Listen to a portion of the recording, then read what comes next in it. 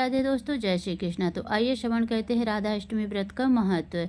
श्री कृष्ण भक्त के अवतार देवर्षि ऋषि नारद ने एक बार भगवान सदाशिव के श्री चरणों में प्रणाम करके पूछा कि श्री राधा देवी लक्ष्मी देवपत्नी महालक्ष्मी सरस्वती अतरंग विद्या वैष्णवी प्राकृतिक वेद कन्या मुनि कन्या आदि में से कौन है।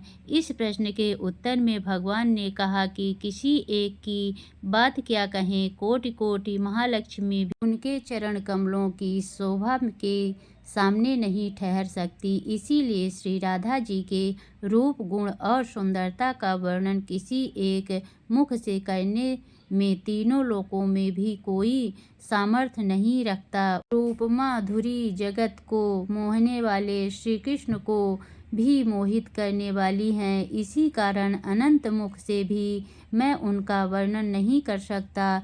भाद्रपद मास के शुक्ल पक्ष की अष्टमी के दिन श्री राधा जी के श्री चरणों के दर्शन होते हैं। उनके चरण कमलों की सुंदरता का वर्णन कर पाना भी किसी के लिए संभव नहीं है। श्री राधा कृष्ण जिनके इष्ट देव हैं, उन्हें राधा अष्टमी का व्रत अवश्य करना चाहिए, क्योंकि वह व्रत श्रेष्ठ है। श्री राधा जी सर्वती सर्वमयी एवं ईश्वरमयी हैं। उनके भक्तों के घर में सदा ही लक्ष्मी जी का वास रहता है। जो भक्त यह व्रत करते हैं, उन साधकों की जहाँ सभी मनोकामनाएं पूरी होती हैं, मनुष्य को सभी सुखों की प्राप्ति होती है। इस दिन राधा जी से मांगी गई हर मुराद पूरी होती है। जो मनुष्य श्री राधा जी के नाम मंत्र का स्मरण एवं जाप करता है, वह धर्मार्थी बनता है। अर्थार्थी को धन की प्राप्ति होती है,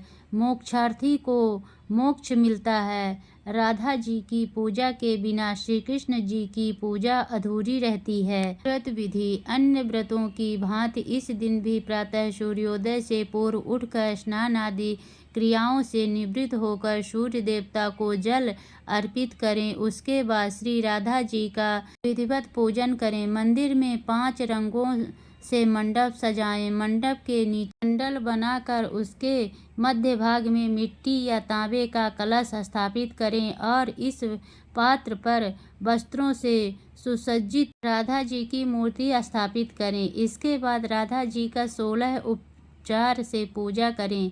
राधा जी की पूजा मध्याह्न के वक्त की जाती है। पूजन के बाद उपवास करें और एक समय भोजन करें। अगले दिन श्रद्धा अनुसार सुहागिन स्त्रियों और ब्राह्मणों को भोजन कराएं और दक्षिणा दें। इसके बाद स्वयं भी प्रसाद के रूप में भोजन करें। इस दिन श्री राधा कृष्ण मंदिर में भी ध्वजा, पुष्पमाला, वस्त्र, पताका, तोरण आदि व विभिन्न प्रकार के मिष्ठानों एवं फलों से श्री राधा जी की स्तुति करनी चाहिए।